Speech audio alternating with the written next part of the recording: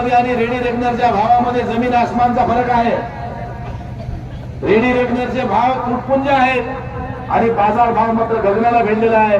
आणि तुम्ही बाजार भावाप्रमाणे पैसे न देता रेडी रेकनरच्या भावाखाली पैसे देऊन आमच्या जमिनी तुम्ही मोबदला देता, चुकीच्या पद्धतीने मोबदला देऊन आमच्या जमिनी हडप करायचा हा तुमचा डाव आम्ही कदापि सहन करणार नाही। सध्या भूमी अभिलेख कार्यालयाचं काही सगळीकडे आंदोलन चालू आहे, कुठल्याही मोजणी करणार नाही, शासकीय नाही किंवा खाजगी नाही। मग हे सगळं असताना हे अधिकारी इथं मोजणीला आले कसे, हा माझा पहिला प्रश्न आहे। खाजगी कंपनी आणली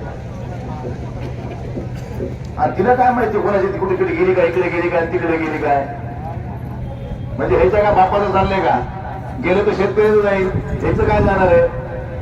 त्यामुळे हे आंदोलनात असताना ह्यांच्या जमिनी ह्यांच्या मार्फत दुसऱ्या कंपनीकडून मोजायच्या हा डाव शासनाने घातला।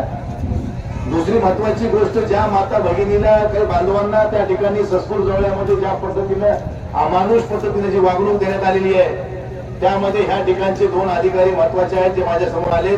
ते एक तहसीलदार पुजारी आपले राजापुरे आणि दुसरा नायब तहसीलदार क्षीरसागर।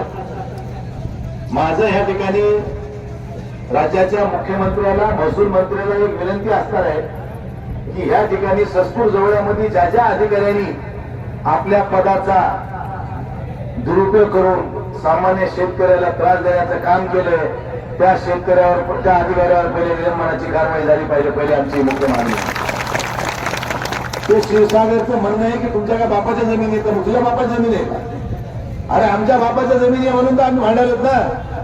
तुझ्या बापाची असेल तर तू येऊन मांड, तुझ्या बापाचं काय जाते, शेती आमच्या चालल्यात, तुझ्या पोटात काय दुखते मला हेच नाही कळालं। त्यामुळे अगोदर ह्या दोषी अधिकाऱ्यावर निलंबनाची कारवाई झाली पाहिजे, ही मुख्य मागणी आमची असणार आहे। आणि मी या सगळ्या माता भगिनी बांधवांना विनंती करणार आहे, तुमच्या मोजणी करायला तुम्ही या ठिकाणी विरोध पोलीसवाले एवढे यायची काय गरज आहे? 500 500 600 600 पोलीस एका गावात, 500 माणसं नाही त्या गावात, तिथे 500 पोलीस घेऊन चाललात तुम्ही, एवढी तर लढाईला कधी घेऊन गेल नाही तुम्ही कधी।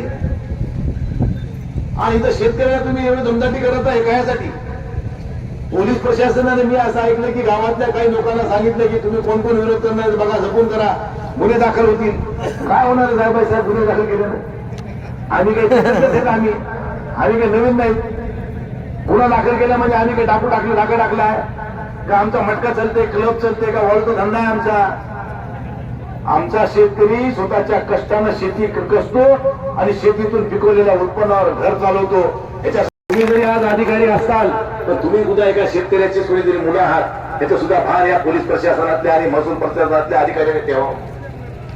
तुम्ही काय आकाशातून टप्पल नाहीत, तुम्ही